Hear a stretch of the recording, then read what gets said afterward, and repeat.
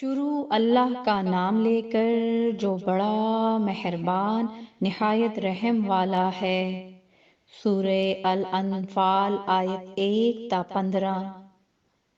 اے نبی، مجاہد لوگ تم سے غنیمت کے مال کے بارے میں دریافت کرتے ہیں کہ کیا حکم ہے۔ کہہ دو کہ غنیمت اللہ اور اس کے رسول کا مال ہے، تو اللہ سے ڈرو اور آپس میں صلح رکھو، اور اگر ایمان رکھتے ہو تو اللہ اور اس کے رسول کے حکم پر چلو۔ مومن تو وہ ہیں کہ جب اللہ کا ذکر کیا جاتا ہے تو ان کے دل ڈر جاتے ہیں، اور جب انہیں اس کی آیتیں پڑھ کر سنائی جاتی ہیں تو ان کا ایمان اور بڑھ جاتا ہے، اور وہ اپنے پروردگار پر بھروسہ رکھتے ہیں، اور وہ جو نماز قائم کرتے ہیں اور جو مال ہم نے ان کو دیا ہے اس میں سے نیک کاموں میں خرچ کرتے ہیں۔ یہی سچے مومن ہیں، اور ان کے لیے ان کے پروردگار کے ہاں بڑے بڑے درجے ہیں اور بخشش اور عزت کی روزی ہے۔ ان لوگوں کو اپنے گھروں سے اسی طرح نکلنا چاہیے تھا جس طرح تمہارے پروردگار نے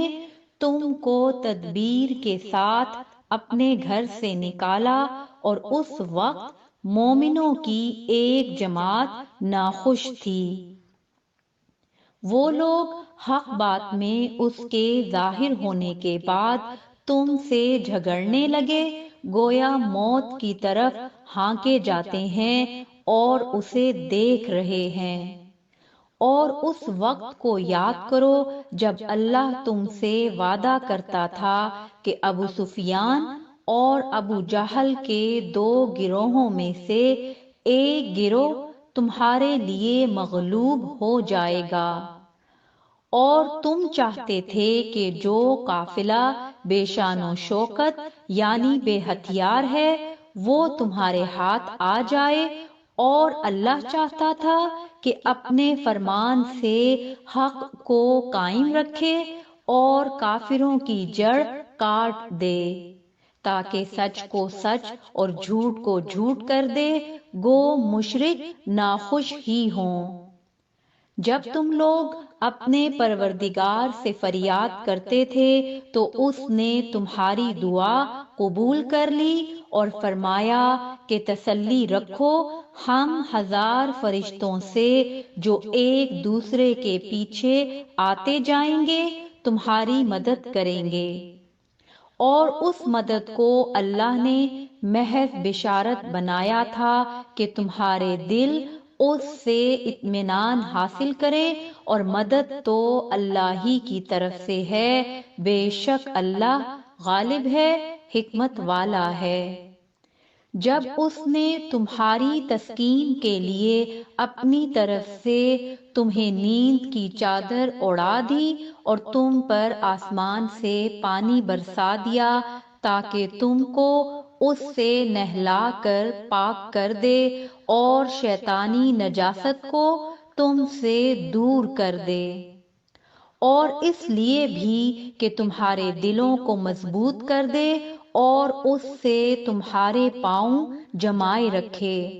جب تمہارا پروردگار فرشتوں کو ارشاد فرماتا تھا کہ میں تمہارے ساتھ ہوں، تم مومنوں کو تسلی دو کہ ثابت قدم رہیں۔ میں ابھی کافروں کے دلوں میں رعب و ہیبت ڈالے دیتا ہوں، سو ان کی گردنیں اڑا دو اور ان کی پور پور توڑ دو۔ یہ سزا اس لیے دی گئی کہ انہوں نے اللہ اور اس کے رسول کی مخالفت کی، اور جو شخص اللہ اور اس کے رسول کی مخالفت کرتا ہے تو اللہ بھی سخت عذاب دینے والا ہے۔ یہ مزہ تو یہاں چکھو اور یہ سمجھ لو کہ کافروں کے لیے آخرت میں دوزخ کا عذاب بھی تیار ہے۔ اے اہل ایمان، جب میدان جنگ میں کفار سے تمہارا مقابلہ ہو تو ان سے پیٹھ نہ پھیرنا۔